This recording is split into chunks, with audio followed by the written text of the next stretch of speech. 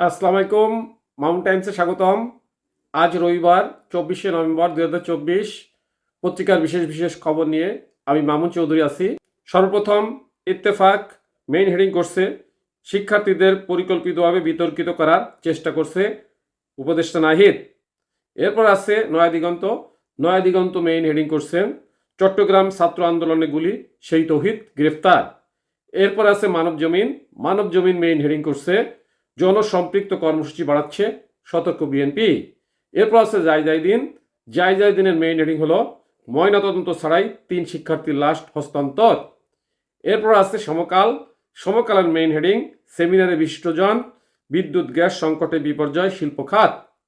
এরপর আছে আমাদের সময় মেইন হেডিং ব্রাহ্মণবাড়িয়ায় বৈষম্য বিরোধী ছাত্র আন্দোলনের কমিটি নিয়ে দুই পক্ষের সংঘর্ষ। এরপর আছে ইনক্লাব মেইন হেডিং করছে বাণিজ্যের সম্ভাবনায় 7 সিস্টার্স। এরপর আছে জনকণ্ঠ মেইন হেডিং করছে বাংলাদেশ সফরে আসার পরিকল্পনা ব্রিটিশ রাজার।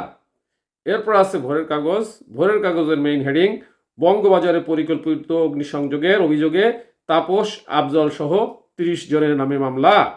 এই ছিল আজকের সংবাদপত্রের মেইন হেডিং। এখন চলে যায় যে কোনো একটি সংবাদের বিশ্লেষণে। নয়া দিগন্ত যে হেডিংটা করেছিল চট্টগ্রামে ছাত্র আন্দোলনে গুলি সেই তৌহিদ গ্রেপ্তার, আসলে খুবই মর্মান্তিক ঘটনা দর্শক। এই তৌহিদ যে নিজে কিনা স্বীকার করছে যে 4 আগস্ট ছাত্র জনতার আন্দোলনে সে একাই 28 রাউন্ড গুলি করছে এবং এই তৌহিদের বাড়ি সাতক্ষীরা, সে টাকার বিনিময়ে ওই এলাকায় গিয়ে এই হত্যাযজ্ঞ চালায়। আসলে ঘটনাটা খুবই মর্মান্তিক। এখন চলে যাচ্ছি পত্রিকার বিশ্লেষণে। চট্টগ্রামে বৈষম্য বিরোধী ছাত্র আন্দোলনে গুলি করা তৌহিদুল ইসলাম ওরফে তৌহিদকে গ্রেপ্তার করছে পুলিশ। শুক্রবার বিকেল 5:30টার দিকে সাতক্ষীরার কামালনগর এলাকা থেকে তাকে গ্রেফতার করা হয়। তার বিরুদ্ধে 5টি হত্যা মামলা সহ বিভিন্ন থানায় 12টি মামলা রয়েছে।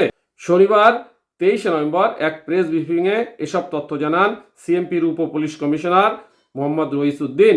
তিনি বলেন, তথ্য প্রযুক্তির সহায়তায় তৌহিদকে গ্রেপ্তার করা হয়।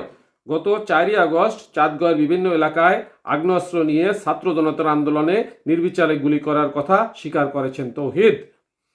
ওই দিন একাই 28 রাউন্ড গুলি ছোড়েন তৌহিদ। তার ব্যবহৃত ওই অস্ত্র ও গুলি উদ্ধার করতে আমাদের অভিযান চলমান আছে।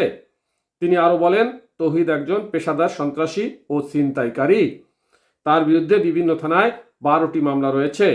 জিজ্ঞাসাবাদে জানা গেছে তার কাছে একাধিক অস্ত্র রয়েছে, যেগুলো উদ্ধারের জন্য আমরা এরই মধ্যে কাজ শুরু করেছি বলেন এই পুলিশ কর্মকর্তা।